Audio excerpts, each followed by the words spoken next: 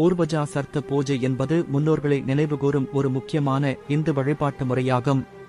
பித்ருக்கள், மறைந்த மூதாதையர்கள், ஆன்மாக்களுக்கு புண்ணிய தரிசனம் கிடைக்க அவர்களுக்கு உணவளித்து திருப்திப்படுத்தும் ஒரு விதமான இறைநேசம்.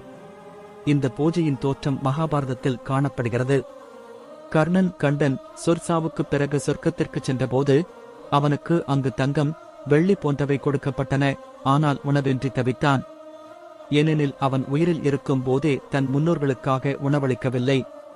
பின் கர்ணனின் வேண்டுகோளின் பேரில் யமதர்மன் அவனை பூமிக்கு திருப்பி அனுப்பி 15 நாட்கள் பித்ருக்களுக்கு உணவளிக்கச் சொன்னார். அதுவே மகாலய பட்சம் என்றும் அழைக்கப்படும் சர்த்த பூஜையின் தோற்றமாகும். இந்த பூஜை பொதுவாக மகாலய பட்சத்தில் புரட்டாசி மாதம் செப்டம்பர் அக்டோபர் 15 நாட்கள் நடைபெறும்.